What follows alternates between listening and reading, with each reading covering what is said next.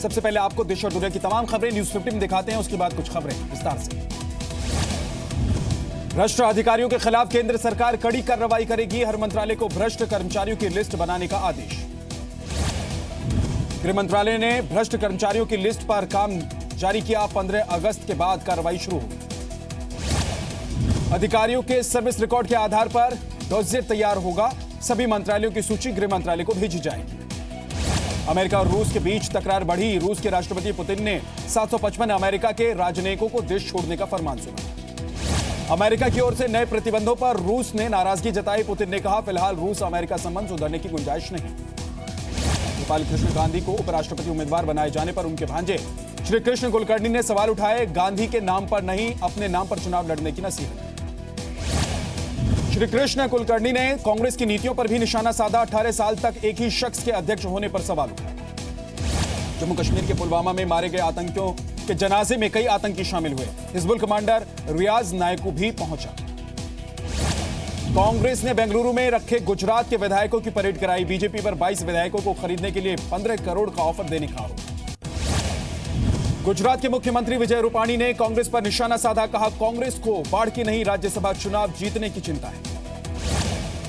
ये दौरे पर गए बीजेपी अध्यक्ष अमित शाह का दावा, अगले 5 साल में यूपी बीमारू राज्य की लिस्ट से बाहर आ जाएगा। अमित शाह ने कांग्रेस पर भी निशाना साधा। कहा, जिस पार्टी में राजतंत्र है वो लोकतंत्र की रक्षा कैसे करेगी।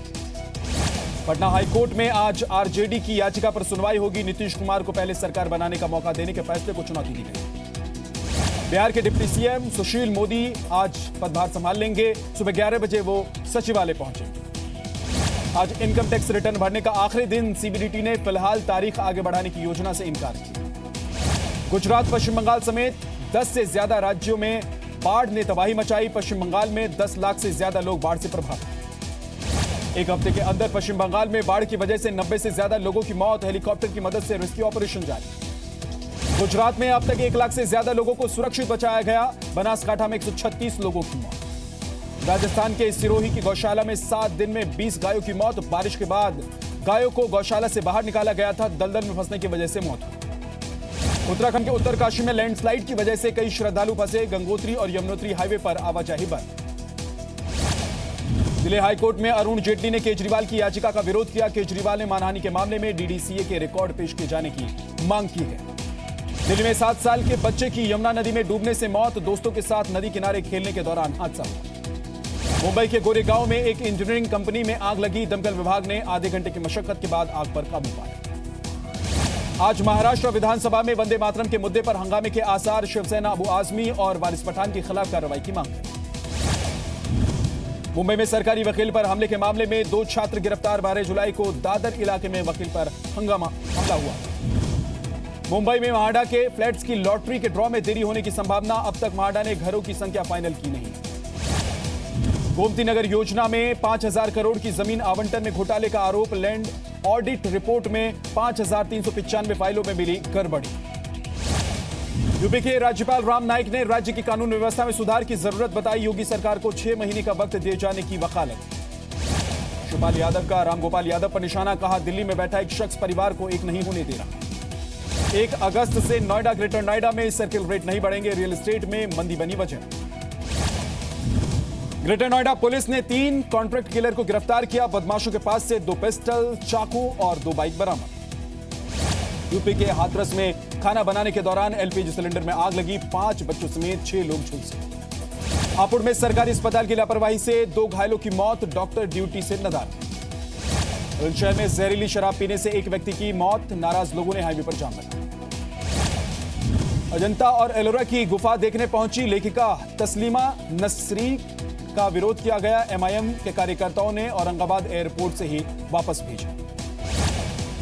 विनोद खन्ना की पत्नी कविता खन्ना बीजेपी नेता प्रभात झा से मिली। गुरदासपुर लोकसभा चुनाव पर होने वाले उपचुनाव पर चर्चा। हिमाचल प्रदेश में मुख्यमंत्री वीरभद्र सिंह का आखिरी दाव। कहा, आगामी चुनाव मेरा अंतिम चुनाव। मेरे ही नेतृत्व में लड़ा जाएगा विधानसभा का चुनाव। हिमाचल प्रदेश में बीजेपी कार्य समिति की 3 दिवसीय बैठक खत्म। 1 से 10 अगस्त तक सरकार के खिलाफ प्रदर्शन का ऐलान। प्रेम कुमार धूमल ने कहा, 60+ सीटों के साथ बनाएंगे सरकार।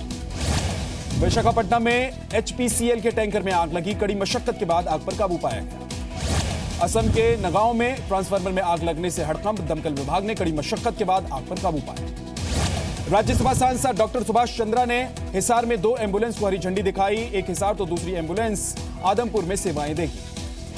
मध्य प्रदेश के बैतूल में पति से विवाद के बाद महिला ने शहद मिलाकर 1 पेट यूरिया खाया। महिला की हालत खतरे से बाहर। मध्य प्रदेश के इंदौर में खदान में डूबने से 3 लोगों की मौत। बारिश की वजह से खोदी गई खदान में पानी भर गया। दानापुर में एक महिला ने फांसी लगाकर की आत्महत्या। पति को हिरासत में लेकर पुलिस ने पूछताछ की। जम्मू कश्मीर में सेना की भर्ती के लिए आयोजित परीक्षा में युवाओं की भीड़ उमड़ी। 3000 से ज्यादा लोग परीक्षा में शामिल।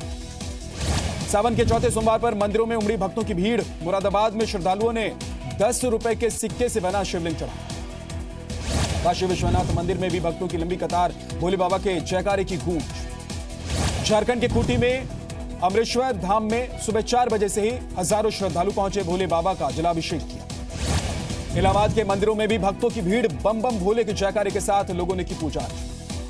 राजस्थान के रायसिंह नगर में मोहम्मद रफी की याद में कार्यक्रम। युवा कलाकारों ने गायकी से लोगों का दिल जीता।